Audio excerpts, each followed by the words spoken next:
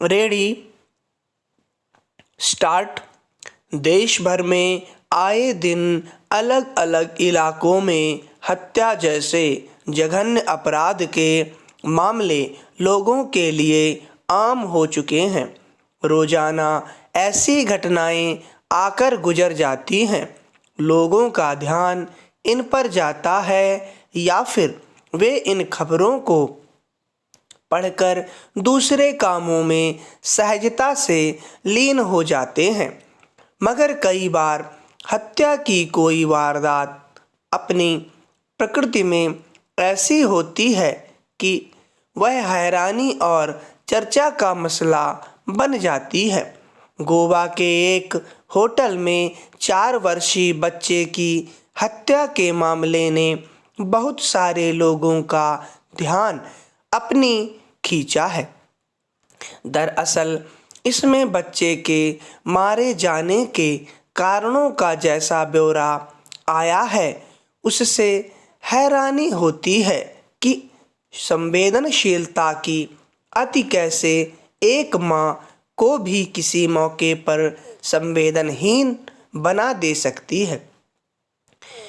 खबरों के मुताबिक बेंगलुरु की एक कंपनी में मुख्य कार्यकारी अधिकारी यानी सीईओ के पद पर काम करने वाली महिला अपने बच्चे को गोवा घुमाने ले गई।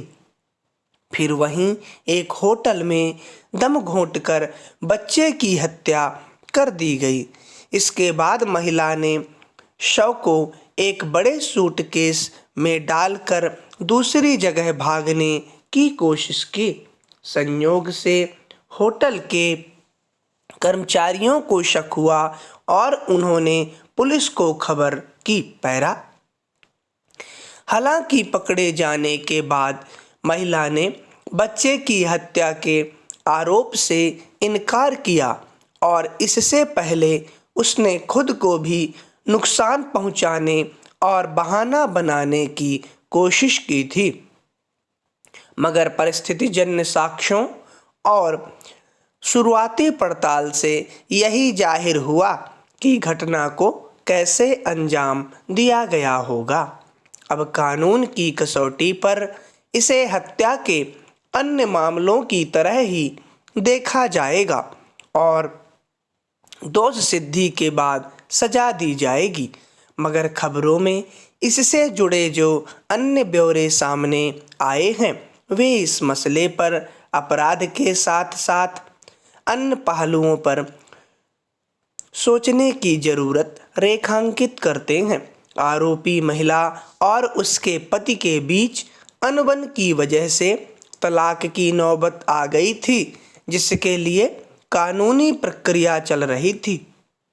इस बीच पति को भी हफ्ते में एक बार बच्चे से मिलने की इजाज़त मिली थी, मगर महिला चाहती थी कि बच्चे का पिता उससे ना मिले, इसलिए वह कोई ना कोई तरीके निकालती रहती थी।